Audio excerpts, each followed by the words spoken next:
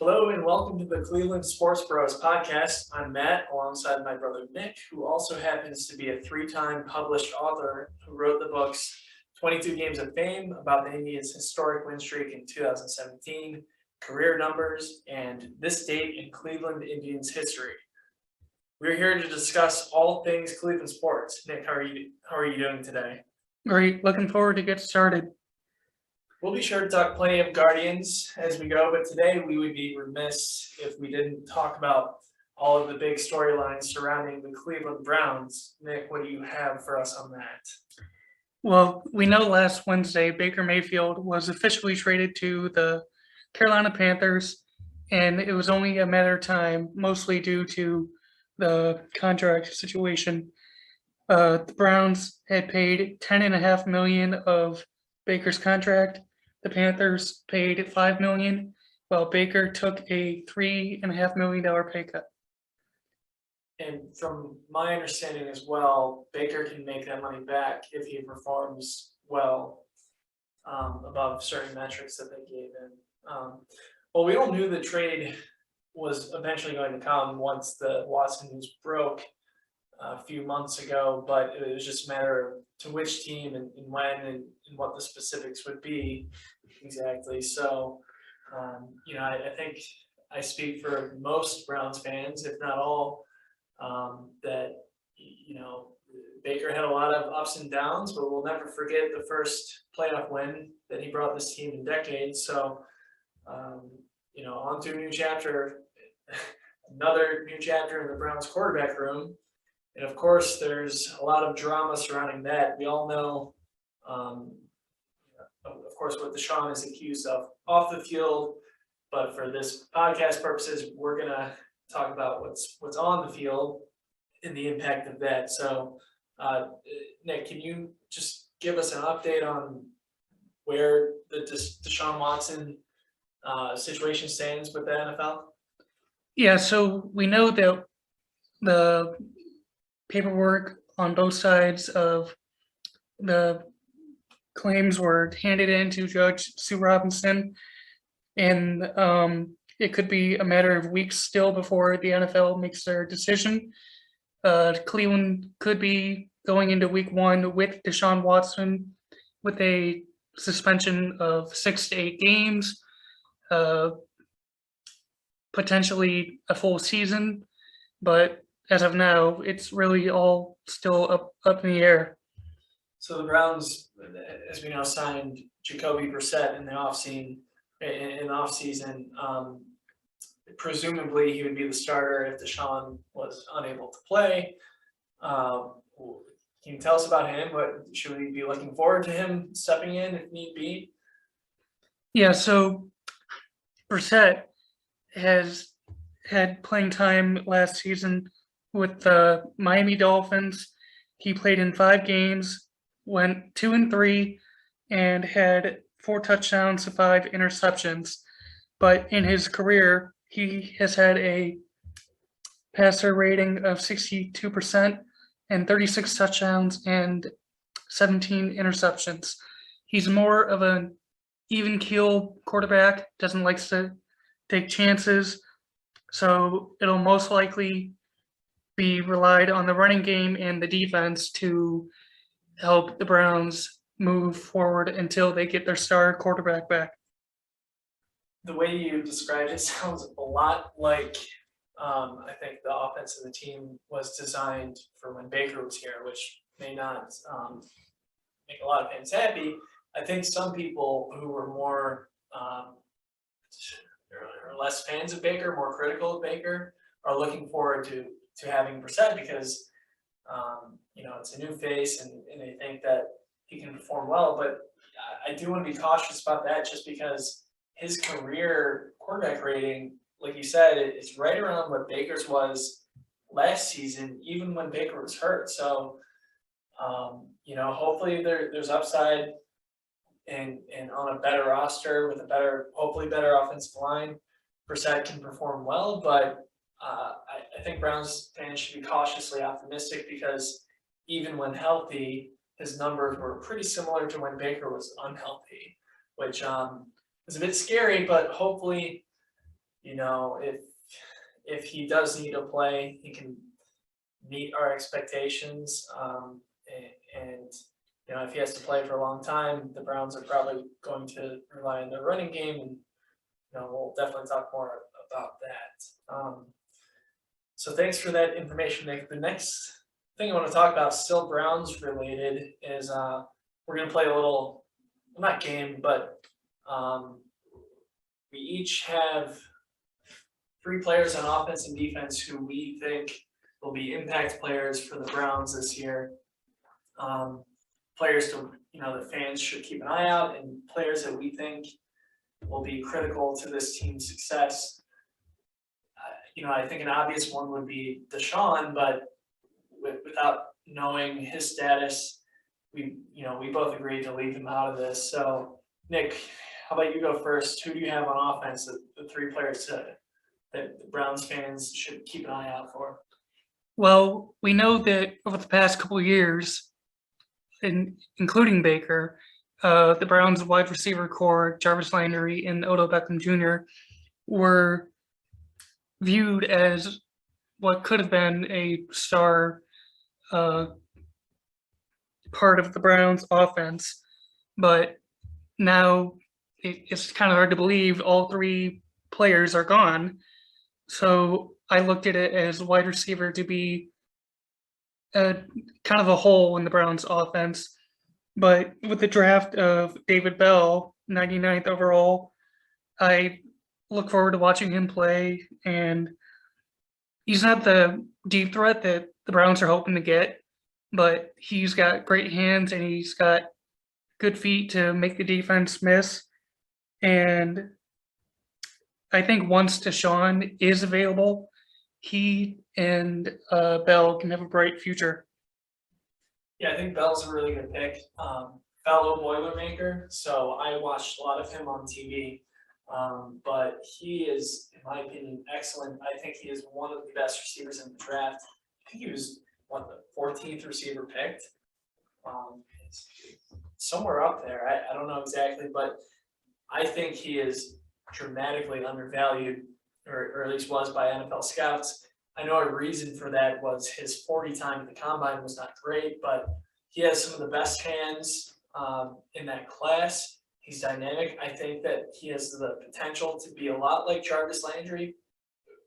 I think better. And a lot of people don't realize, you know, because Purdue hasn't had a ton of success lately, that he was rated the Big Ten Receiver of the Year last season, and that was with you know, stars at Ohio State that got a lot of national attention, Chris Olave and others. So you know, Garrett Wilson as well, and you know, other players throughout the Big Ten. So I'm thrilled that the Browns drafted him, and I think that he has potential to have a lot of success and make it a big difference early. So I agree. I think that'd be a good pick. I also, this one is more of an obvious chance for all fans, but Nick Chubb, since he joined the Browns in 2018, he has arguably been the face of the franchise. And 3 of his 4 years here, he's had 1,000 plus yards rushing, 8 touchdowns per season, except with the exception of 2020 when they went to the playoffs, he had 12 rushing touchdowns. And he's, you know, along with Kareem Hunt, one of the most dangerous halfback duos in the league.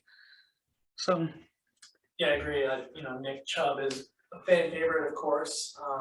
He's always in the gym, putting up big numbers, and such a, you know, hard to stop runner, and a lot faster than I think a lot of people realize once you see him on the field. So you can't understate how important Nick Chubb will be for this team. And who's your third offensive pick? I was looking at the numbers of Jacoby Brissett, and as we discussed earlier, he kind of had the ratings of what an injured Baker Mayfield had. So that may not excite a lot of fans if Brissett needs to step in. But this will be his fourth team in 7 years. And not just from a player perspective, but a personality perspective, I think he's more understanding of his role. He's gonna do what is expected, and like I mentioned earlier, he's not a big risk taker. So hopefully, Brissett can manage the football and keep the Browns getting long drives and hopefully converting them into 6 points and not interceptions. So we'll see what happens with the quarterback situation, but Brissett will likely get some playing time. Yeah, I think another obviously important piece if he has to play. So, like you said, if they can rely on a strong running game and hopefully solid and improving defense and limit turnovers more than anything, I think they can have success no matter who's at quarterback. So I'll give my three. My first one is David Njoku, the tight end. So last year, according to Pro Football Focus, he was a 14th ranked tight end. But now with his new contract extension, he's the 5th highest paid tight end with his new 4-year, $57 million contract extension.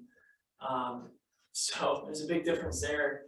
Last year, he was 24th in targets and receptions by tight ends, and only 22nd in yards, but 12th in touchdowns. So of the few catches he had a decent amount of touchdowns, relatively speaking. So whoever's throwing him the ball, regardless if it's Watson, Brissett, or someone else, I think Browns fans will need to see better production from Njoku to justify that price tag.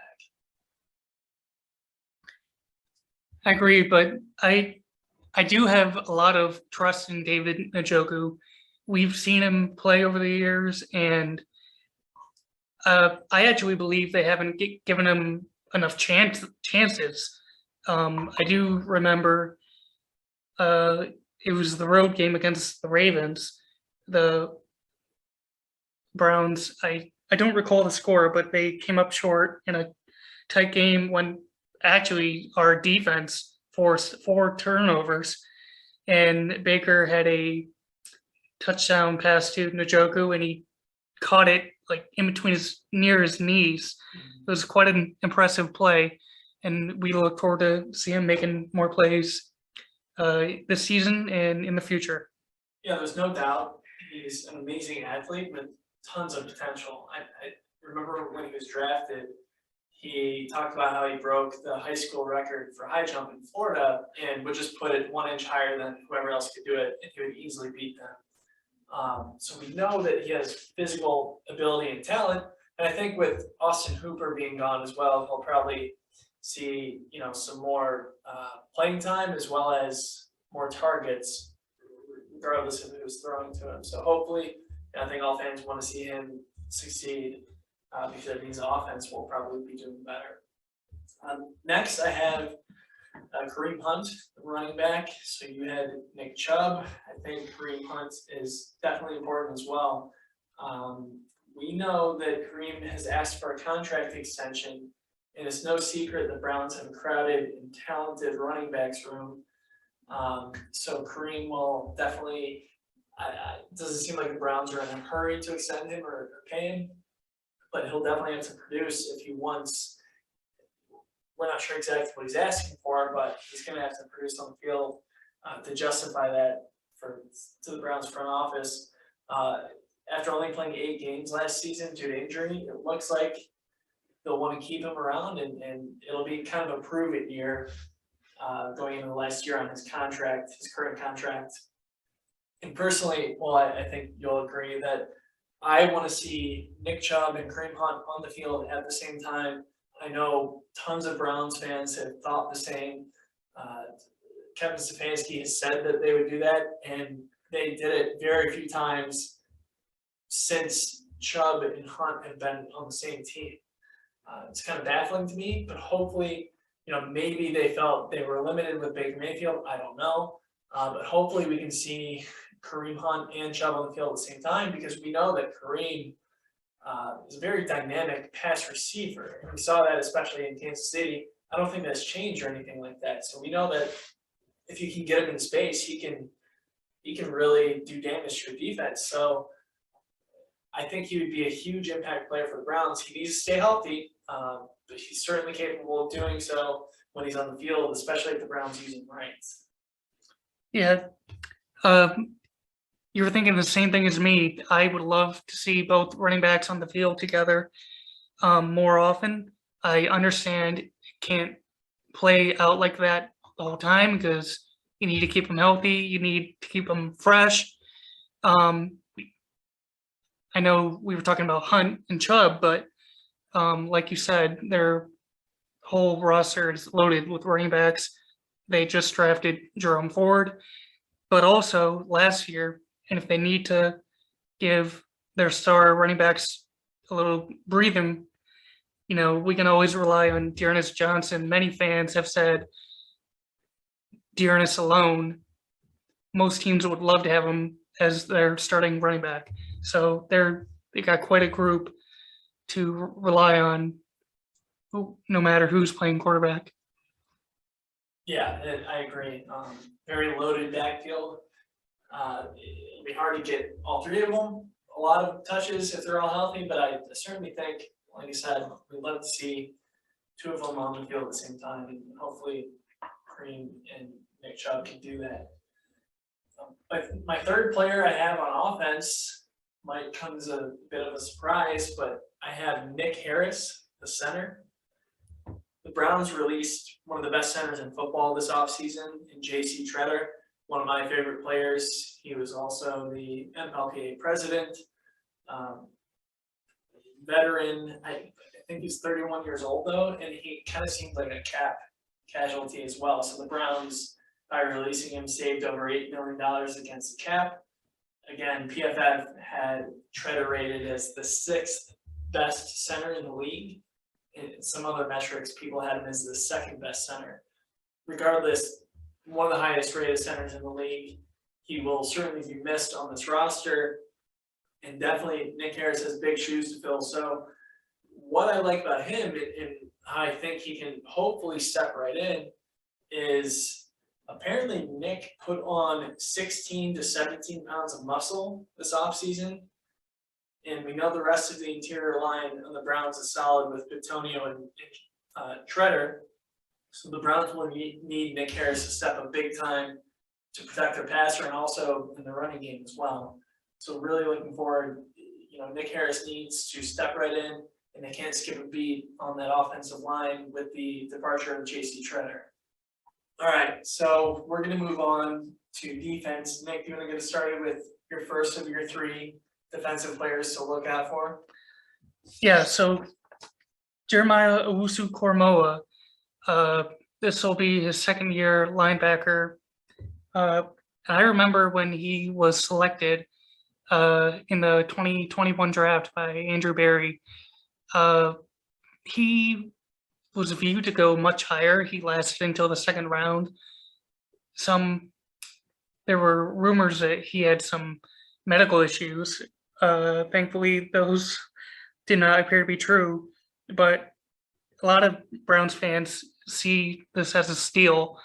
He was quick to jump right towards the ball carrier, and he forced a couple of fumbles, and he just loves to attack and get to the ball. And like Garrett and Clowney and other players, he's quick, just got a good quick first step. So looking forward to seeing him play, and many fans believe he will get to show more independency. So looking forward to him. Yeah, I know JOK exceeded my expectations as a fan, at least last year, but he needs to take a big step. He had a very solid rookie season, but that's not going to be enough in this league, especially chasing guys like Lamar Jackson and Joe Burrow can run even. And He'll be playing Baker Mayfield as well. Well, we all know that. Everyone on our list will be so, or at least very likely in week 1 against the Panthers. So I think GOK was an excellent pick, and he definitely needs to step up as well. I also look forward to watching for his second year on the Browns, defensive end Jadeveon Clowney. He is a big piece at the Browns since they brought in Myles Garrett in 2017. He is the big piece that Garrett has been missing, the other defensive end. And there were a lot of concerns when we signed him last year because he tended to always be injured, but he played 15 of the 17 games, which was impressive. He sacked 9 quarterbacks and forced 1 fumble. So just kind of like the Browns halfback duo, this is a really dangerous defensive end duo between Garrett and Clowney. And he became a free agent at the end of the 21 season, but giving him an extra $1 million to make it 11 million, they convinced him to come back after he tested the free agent market. So I speak for all Browns fans saying I'm looking forward to seeing him and Garrett team up again. Yeah, it seems like Garrett, as good as he is, needed another player near his caliber to really excel the way that we know he can. And kind of same thing with Clowney, excellent player, but you can't be the only one on defense. So it'll be up to both of them to step up. So who do you have for number 3 on defense? Grant Delpit is a highly viewed player from my perspective. This is technically his 3rd season, although it'll be his 2nd season playing. We do know that when he was drafted, about a few weeks before what would have been his debut, he tore his Achilles, and that cost him the season, unfortunately. But I understand he's a different position than Denzel Ward, but he played 14 games, had 13 tackles for a loss, 1 sack, and even an interception that was returned for 5 yards. So Delpit and the Browns, he's just one of many pieces of the Browns secondary that is quite impressive, and they could potentially be in the top 10 defense in the entire league, which is very needed. So looking forward to see not just Delpit, but the entire defense play hard and play aggressive. I didn't realize he had that many tackles for loss. It's pretty amazing, actually. He didn't play, I don't know off the top of my head, but I know he missed some games earlier in the season.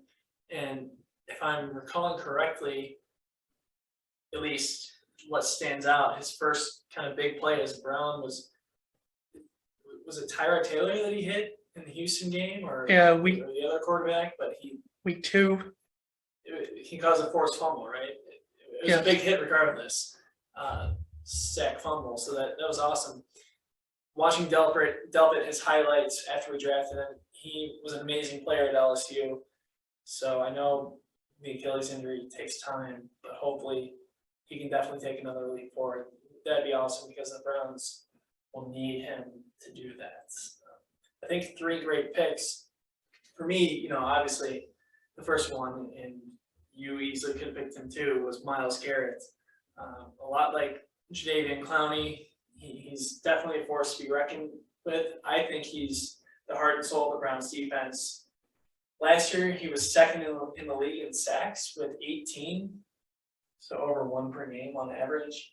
And I hope and expect Myles to compete for Defensive Player of the Year this year. We always talk about it at the start of the season, it seems, and maybe midway through the season, we're still talking about it, and then other players seem to kind of take the next step be it stats or whatever it is, just play slightly better. And to be fair, Miles is double and triple teamed almost every play, so he's dealing with that a lot more than other players. But I think the Browns really would like to see him be the, for sure, top 1 or 2 defensive player of the year candidates next year. Last season, he didn't finish in the top 3. We know that TJ Watt of the Steelers won it, and he had 22 sacks and 5 forced fumbles. Miles had 18 sacks and only 1 forced fumble. So hopefully a lot more turnovers can come from Miles this year. And I think he's just going to continue to improve. I'm sure he's glad to have Clowney back, but he's definitely going to be an impact player for the Browns defense. Yeah, and I remember one example from last season. It was week 3 against the Chicago Bears.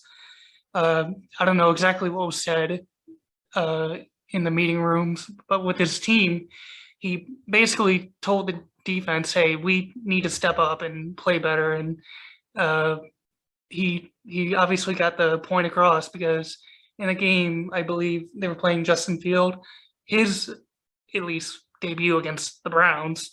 They got 9 sacks and he got 4.5. And I believe that was the 9 sacks as a team was a franchise record. Yeah, that game was fun to watch.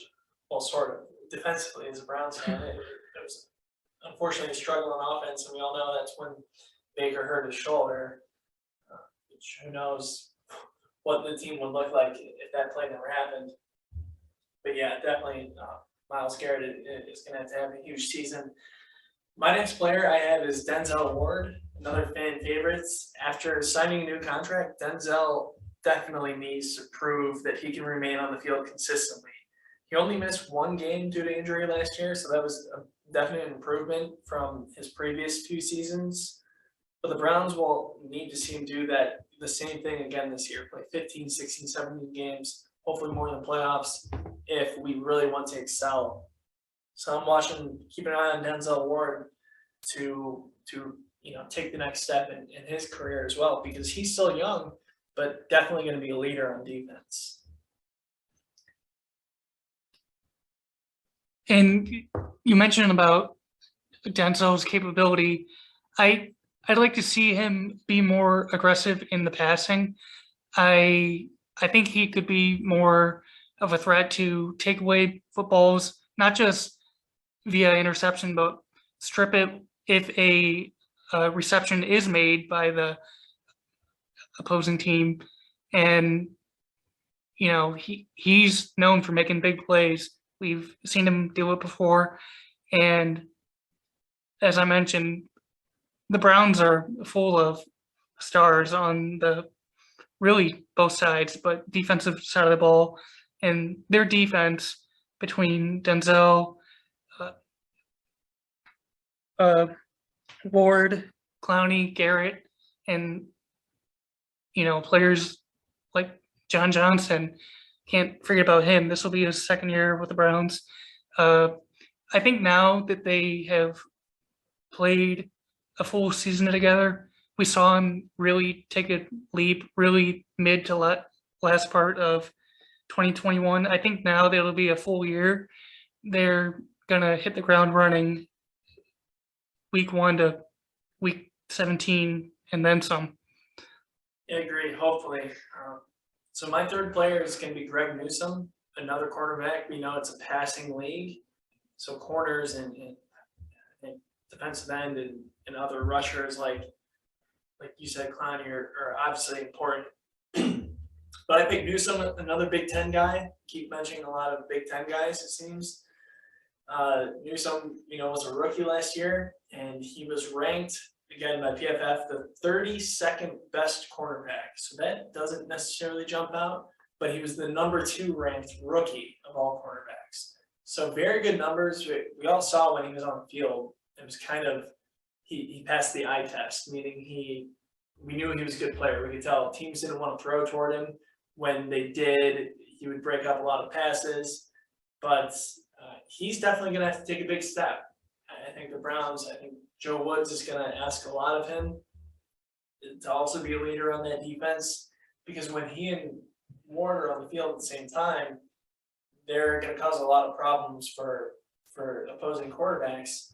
So I think if Newsome can improve from 32 ranked to be a top 15 or 20, I don't think that's a huge ask.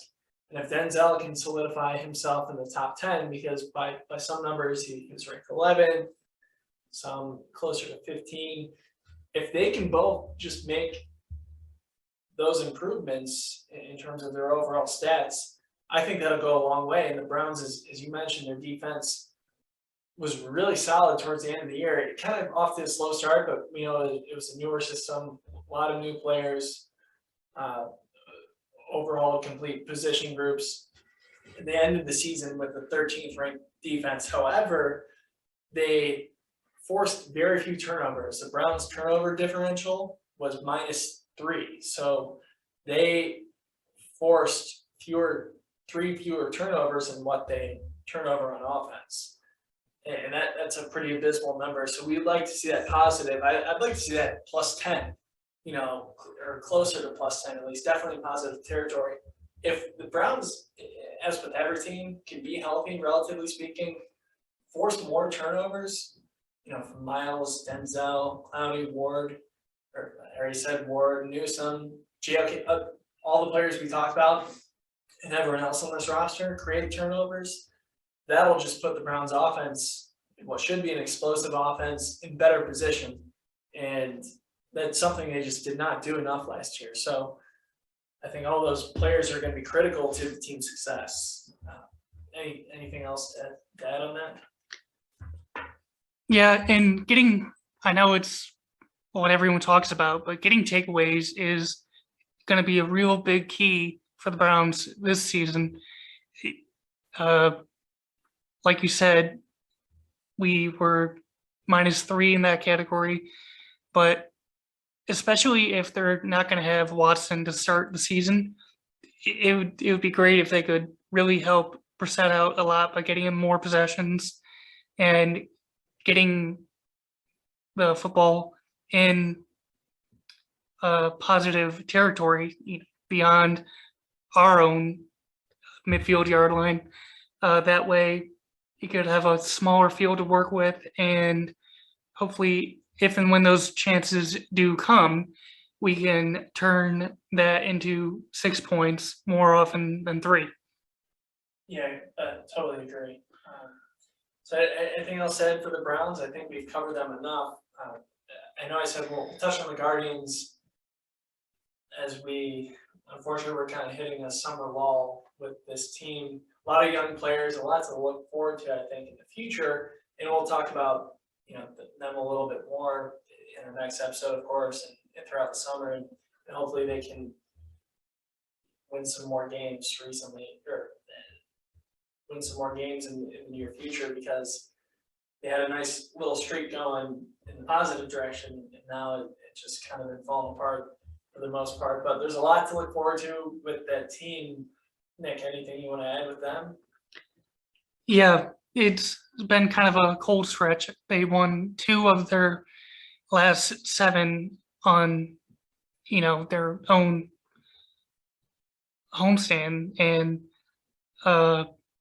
but one thing that is positive for the Guardians is we all know at the beginning of the year, Jose Ramirez extended his contract and will be here through 2028. So really looking forward to him play. He also made the All-Star team, the American League All-Star team. He had a real hot start with 16 home runs,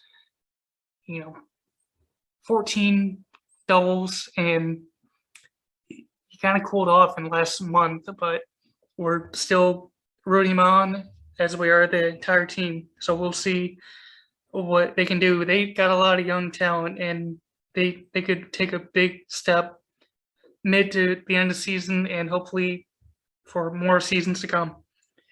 Yeah, I agree. So we'll talk about the Guardians a bit more in the future. But one more topic before we wrap up for the day is we definitely need to touch on the Cavs. So just last week, huge major contract extension for their star guard Darius Garland. Reported 5-year, $193 million contract extension. That is the highest in franchise history. So think of all the LeBron years. It equates to about $39 million per year.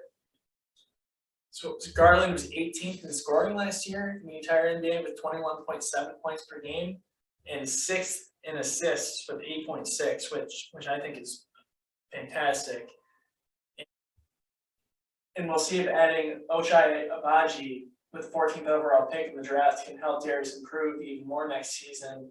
So definitely, the Cavs obviously got off to a start that far exceeded, I think, fans' expectations. It was a really fun season. Kind of fell short at the end. They were plagued with injuries, and unfortunately couldn't do it in the play-in game. But I think a lot to build on. The foundation is really strong for the Cavs, and looking forward to talking about them more in their offseason. Their summer league started now. We saw Myles Garrett just playing the other day with them, so hopefully he stays healthy doing that. But a lot to look forward to with the Cavs as well. Anything you want to add? I look forward to how JB Bickerstaff gets his team going. I believe this is his second year as the Cavaliers head coach. And like you mentioned, they couldn't get it done in the playing game, but knowing that they were that close to getting a spot in the playoffs for the first time without LeBron, or since LeBron had left, I really look forward to watching them when their season starts. Yeah, for sure. Well, that will be it for our first episode. Thank you so much for listening. This has been the Cleveland Sports Bros podcast. We will be out again with another episode next week. Thank you again. Good night, Cleveland.